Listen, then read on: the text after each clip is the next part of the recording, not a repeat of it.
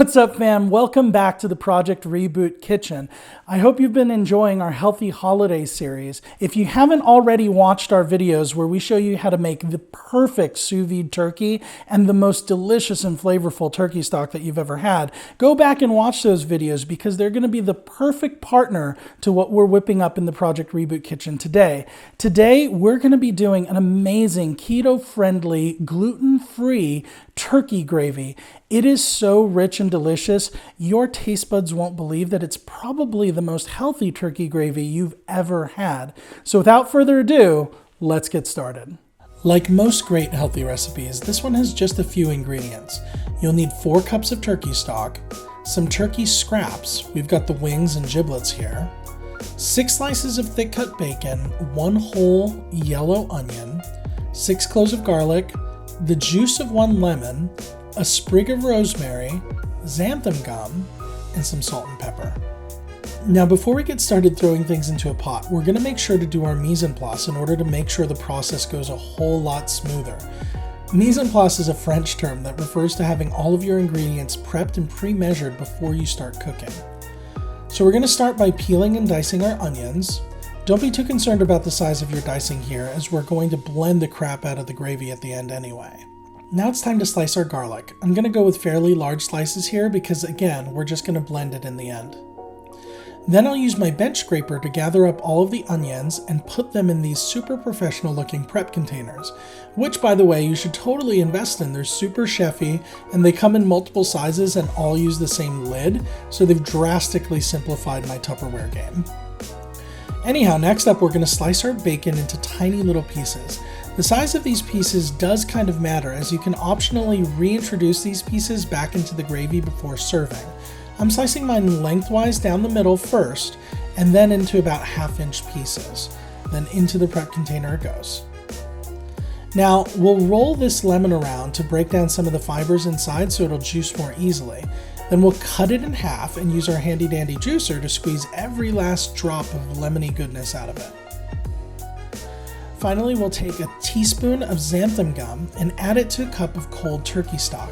It's important that this be cold turkey stock because otherwise this stuff will clump. Then we'll take our immersion blender and blitz it a few times until we're left with a kind of gooey, viscous looking liquid. Okay, so now that we've got all of our stuff prepped and ready to go, it's time to make ourselves some gravy. You can do this in a stock pot if you want, but I'm going to go with a large Dutch oven to give me a lot of surface area to work with since I'm going to be browning lots of turkey and bacon.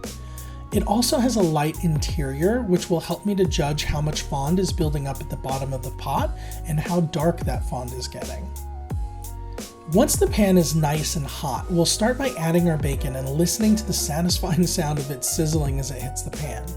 We're going to let that render down until the bacon is mostly crispy, but still a little tender, and then we're going to remove the bacon bits from the pan, taking care to leave all of those wonderful bacon drippings in there, which we'll use to extract the flavor out of the turkey scraps. But before we throw these scraps into the pot, we're going to lightly season them so that we can throw the meat back into the gravy at the end. We're going to let these scraps get some color on themselves, but they'll also flavor the bottom of the pan to make sure they're imparting all of their wonderful gamey turkey flavor into our gravy. After we've got some color on the turkey scraps, I'm going to go ahead and remove them from the pot. Then I'm going to bring the onions and garlic to the party, and we're going to saute them until they turn lightly translucent. After the onions start to turn color a little bit, we'll throw the rosemary in there, and we'll cook everything until it's so fragrant that you can hardly stand it. Now the onions and the garlic should have started deglazing the bottom of the pan already, but at this point we're going to put in a little bit of turkey stock to deglaze it the rest of the way. And you can see all of that beautiful fond is coming up from the bottom of the pan and is forming a broth that looks so rich and delicious. Next, we'll add the rest of our turkey stock. We'll reintroduce the turkey pieces and bring everything to a boil.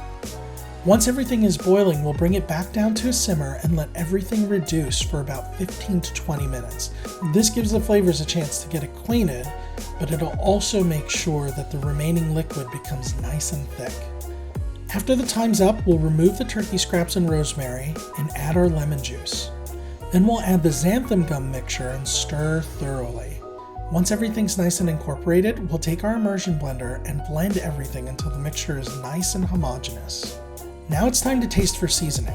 Our last optional step is to add back the bacon and the turkey scraps to give us a hearty and rustic gravy that you won't believe is keto and gluten-free. Then there's nothing left to do but sit back and behold the beauty of what you've created. All right, everybody, the gravy is done, and I've got to say it looks delicious. I cannot wait to dig into this gravy. So let's go ahead and give it a taste. Wow, it's amazing how much turkey flavor there is in that gravy. Between searing the turkey, letting the turkey flavors get to know the rest of the gravy by boiling them in there for 15 minutes, and then using turkey stock as the base, this turkey gravy just screams turkey. It's perfectly seasoned. The rosemary really shines through, even though we only had one sprig of it in there, and the lemon just lifts the whole thing so it doesn't taste too heavy. This would go perfect on your Thanksgiving turkey or even the morning after on some biscuits and gravy. It's really that versatile. You should definitely give it a try. All right, so that's it for this installment of our Healthy Holiday Favorites. If you like this video, go ahead and smash that like button. And if you want to see more healthy holiday meals, go ahead and click subscribe so that you don't miss any of our videos. We're going to be posting new healthy holiday recipes all throughout the holiday season, so we hope to see you again. Thanks a lot.